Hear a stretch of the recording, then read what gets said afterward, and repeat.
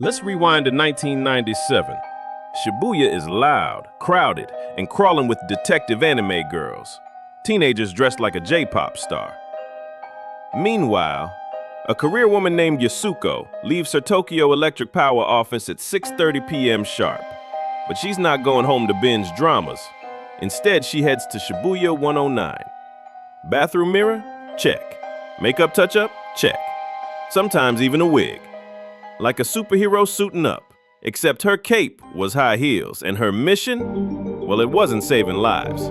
From there, she'd climb the long slope of Dogenzaka, passing crowds of teenagers who didn't know this sharply dressed woman could calculate GDP growth in her sleep, and then turn around and hustle like she was on commission. She called it work.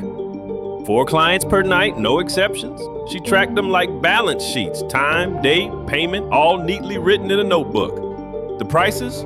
Random. 40,000 yen, about $250 one night. 3,000 yen, about $20 the next. Clearly not about the money, so why did someone making a 6-figure salary grind like this on the streets? Midlife crisis? A need for control? Or maybe her version of karaoke just happened to come with receipts. One thing's clear, Yasuko wasn't some wild rebel. She was methodical, almost corporate about it. And just like any corporation, her business had risks. And one night, the risk cashed out. March 19th, 1997. Shibuya, an abandoned apartment on the first floor. Inside, a body, later confirmed to be Yasuko. Cause of death? Strangulation. Estimated time? 10 days earlier. The media? They went full tabloid mode. Elite by day, secret worker by night, splashed across every headline. Imagine your LinkedIn profile being read out loud on TMZ. The public was shocked. This wasn't some random person. This was TEPCO, which is Japan's massive electric company's first female senior analyst. Keio University, which is Byodo-go, a prestigious private Tokyo university. Elite academics graduate, economic prize winner, someone who literally wrote essays on Japan's fiscal future, spending nights counting clients instead of counting yen. For many women in Japan, it hit close to home. They saw someone like them, a woman climbing a male-dominated corporate ladder, who still got chewed up and spat out by society's expectations. As one writer put it, she was me. I was her. Police needed a suspect. Fast. Enter Govinda Prasad Manali, a Nepalese restaurant worker living nearby. He admitted knowing her, but unalive, he said no way. The evidence? Some DNA traces and hair fibers. Weak. But prosecutors weren't about to let a little thing like reasonable doubt ruin their conviction rate. Because in Japan's legal system, not guilty is basically an endangered species. If they can't find a killer, why not just pick someone? Manali's trial was a legal roller coaster. Round 1, the district court looked at the evidence and said, not guilty, try harder, detectives. Round 2, prosecutors appealed and said, nah, he did it. The high court actually agreed. Life sentence.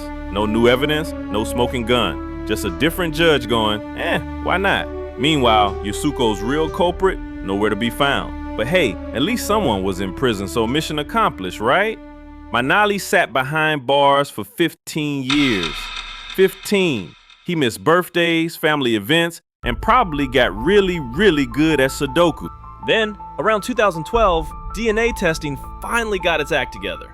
New analysis showed the crime scene DNA didn't match Manali. Surprise! The guy was innocent all along. Cue prosecutors doing a very awkward shuffle. They finally admitted, oops. Manali was released, sent back to Nepal, and Japan's justice system got one giant black eye. Did they ever catch the real culprit? Nope. Case still unsolved. But at least the conviction rate stayed pretty. And isn't that what really matters?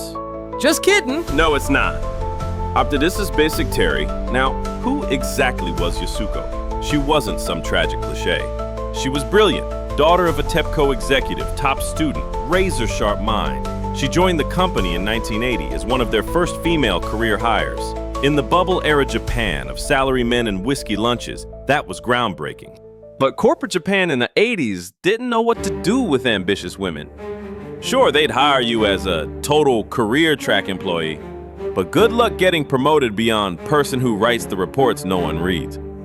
Yasuko burned through her 20s working insane hours, chasing respect in a world that quietly whispered, "Wouldn't you rather make tea?"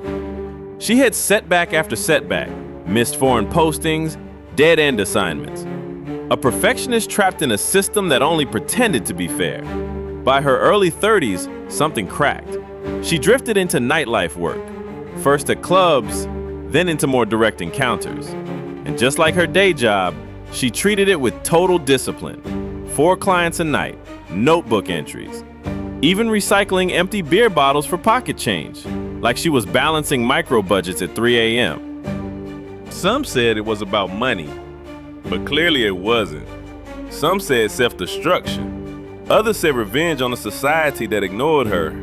Whatever it was, she controlled it to the last detail. Even when other workers rejected dangerous customers, she'd volunteer. Even when the industry tried to humiliate her, using her as a swap-out girl, she took back control by working the streets herself.